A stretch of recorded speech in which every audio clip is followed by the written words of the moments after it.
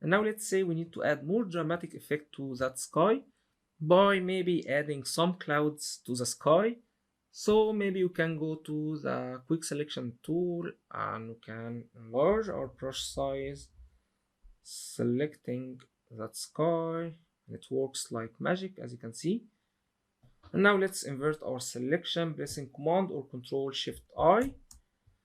And let's maybe add those parts to our selection here, reducing brush size.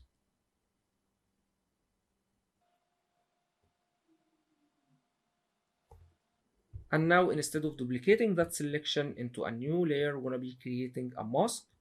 And we're gonna be talking in detail about masking. However, let's just go and click that button here, create mask, which will be adding a mask to our image, showing only our selected area, which is revealed in white, and hiding that sky so we have a transparent area.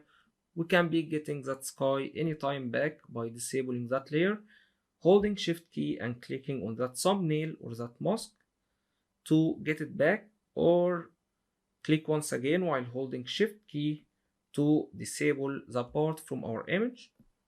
Now let's go to our resources folder and grabbing that nice sky image and selecting our move tool, disabling that look so we can move our layer through two ways, either to copy that Command or Control C and pasting that one in the other image, or we can be dragging that image just like that and going to that file, not that one, maybe that one. Yeah, that one, dragging to that part. We don't see our image, and once we release our mouse, we're gonna be getting that sky and rearranging our layers behind that mountain so we have that sky. You can move it around. Now we can make them blend together easily by either adding a hue saturation adjustment layer to that sky, trying another hue for that sky, so we can add adjustment layer to that sky, and going with that slider, hue slider, trying to add more cyan to that sky so it can blend better. Maybe something like that. Or even we can be adding another adjustment layer on top of our layers, and that one will be called color lookup table. We're gonna be talking more about those in detail later. However, just a sneak peek for you guys. If you are really willing to learn more about blending your images in a professional way, so we can be clicking that one here and we can be choosing from any of these presets.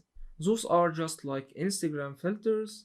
However, they can really blend our images better. So let's maybe go for any of these. You can try teal and orange, moonlight if you'd like to go for night scene, something like that. And maybe reduce opacity for that layer. So that's really looking nice. Also, here is one more tool for you guys to discover. I'm gonna be selecting that layer once again, maybe. And underneath that lasso tool, we can find polygonal lasso tool, which can be used mainly for more geometric shapes. We can be clicking and clicking just like that. So it's not gonna be giving us an accurate selection in that case.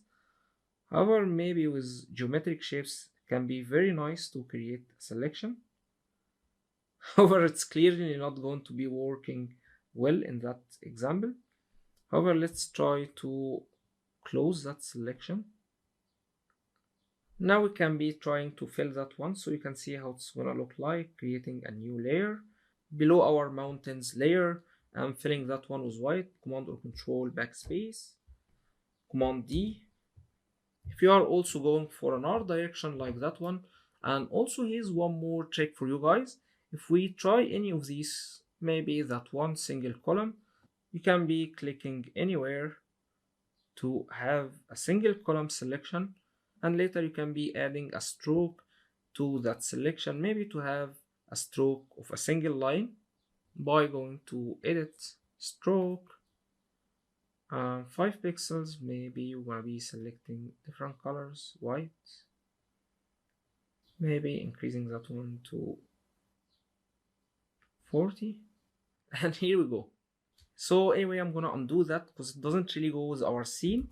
And also I'm gonna be hiding that layer for now. And guys, make sure that you apply that exercise on your PC, especially that image in here, as we're gonna take that one from here to a completely different level. Hope you enjoyed that one, and I'll be seeing you in next one.